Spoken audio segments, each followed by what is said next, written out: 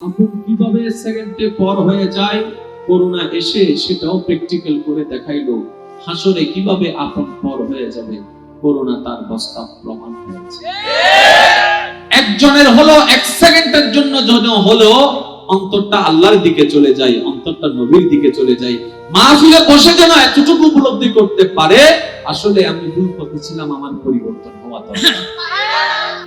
যারা আল্লাহকে মানে না তারাও জানে মৃত্যু নামক একটি শব্দ আছে। কথা বলতে হবে। মৃত্যুর যন্ত্রণা অন্য কোন সময় দেখি কিংবা না দেখি, করোনাকালীন সময়ে ভিডিও ফুটেজের মাধ্যমে আমরা অনেক দেখেছি। করোনার মতো ভয়াবহতা, করোনার মতো এত বড় একটি ভয়াবহতা পৃথিবী কখনো দেখেছে কিনা আমাদের জানা নেই। আমরা যে করোনাকে দেখেছি, আপন কিভাবে সেকেন্ডে পর হয়ে যায়, হাসরের ময়দানে আপন বলতে কেউ থাকবে না। যদিও আলেম ওলামার জবান থেকে আমরা বছরের পর বছর শুনে এসেছি, কিন্তু সেটার একটা ডেমো প্র্যাকটিক্যাল আমাদের কল্পনায় ছিল না। করোনা এসে সেটাও প্র্যাকটিক্যাল করে দেখাইলো।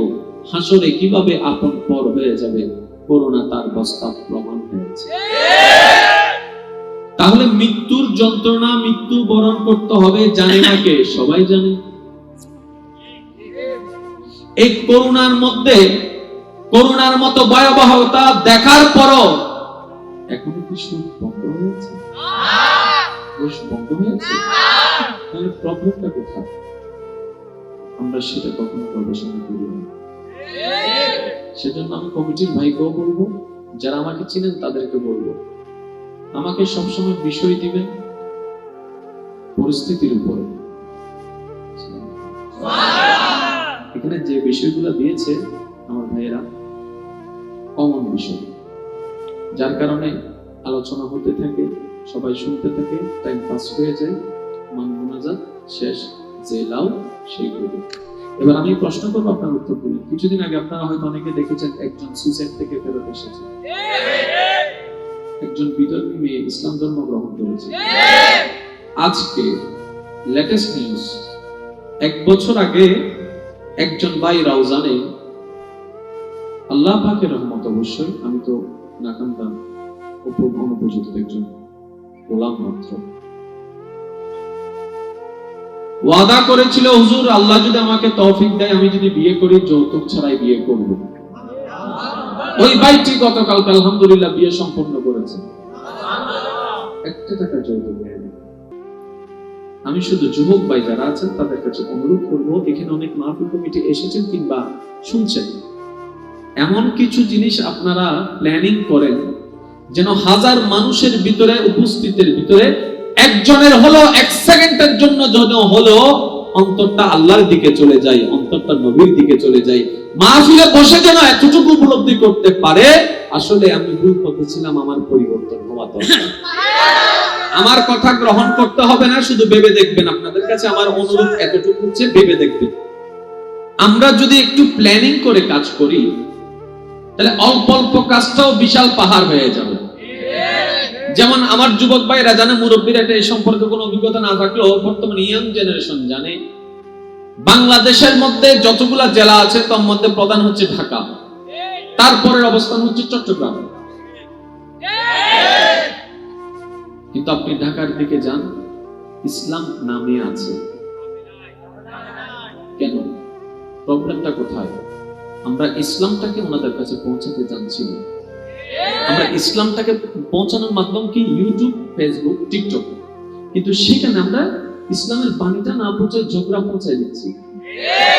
ইসলামের যারা দুশমন আছে তারা ওদেরকে মোটিভেট করে, দেখছো ইসলাম এটাকে, দেখছো হুজুরে হুজুরে ঝগড়া করে, তখন তারা এমনি তো জ্ঞান নাই ইসলাম সম্পর্কে, ওরা আরো দূরে সরে যাচ্ছে। সেজন্য আমার জানা মতে মুসলমান করে নাস্তিকের তৈরি হয়েছে এমনও ঢাকায় পরিবার আছে। ওই ভাইরাসটা যে আজকে থেকে 10 বছর পরে চিটাঙে আসবে না গ্যারান্টি কি? আমি কি বোঝাতে পারলাম? আমরা যদি এখন থেকে একটু বিল হিকমতে কাজ করি, চেষ্টা করলে অন্তত আল্লাহকে এতটুকু বলতে পারবো, রব্বে কারীম ইসলামের জন্য কিছু করতে পারি নাই, কিন্তু একটু চেষ্টা করেছিলাম। কিছু করতে পারি না, একটু চেষ্টা করেছিলাম। আর রব তো জানেন কত দয়াবান, করলে তো অনেক খুশি হয়, চেষ্টা করলে অনেক সময় মাফ করে দেয়।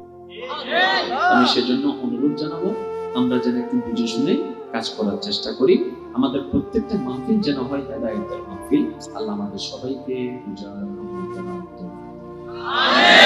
আল্লাহ এই কমিটির এই এলাকারবাসী যারা আছেন সহযোগিতা করেছেন সবাইকে কবুল করুন। এবার আমি আপনাদেরকে প্রশ্ন করব, আপনারা আমাকে উত্তর দিন। মাহফিলের লক্ষ্যটা হচ্ছে যে না জানা জিনিস জানা নেই। আর কি কোনো কি আছে? না জানা জিনিস জানা। এবার বলেন তো, নামাজ 5 ওয়াক্ত ফরজ জানে না কে? জোরে বলতে হবে। নামাজ পড়লে লাভ কি সেটাও জানে, নামাজ না পড়লে মায়ের কেমন সেটাও না জানলে না জানাইতাম। জানার পরও কেন নামাজি হচ্ছে না, প্রবলেমটা কোথায় আগে সেটা বের করুন, তারপরে সেই প্রবলেমের জায়গায় ওষুধ দেন।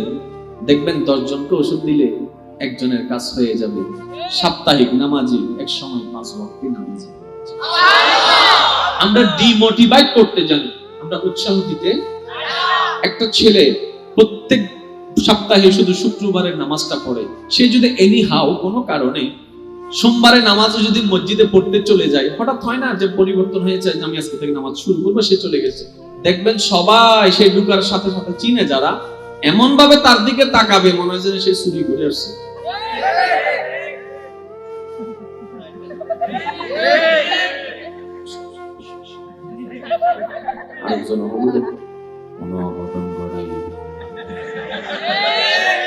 কথা বলেন না, সে দেখো না দেখার ভাব করে আছে, শুনো না শোনার ভাব করে আছে।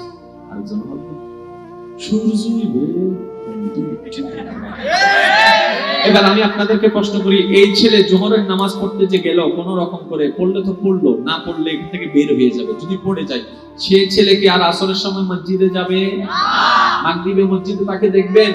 আমরা যদি এই জিনিসটাকে এভাবে হ্যান্ডেল না করে ঠিক উল্টা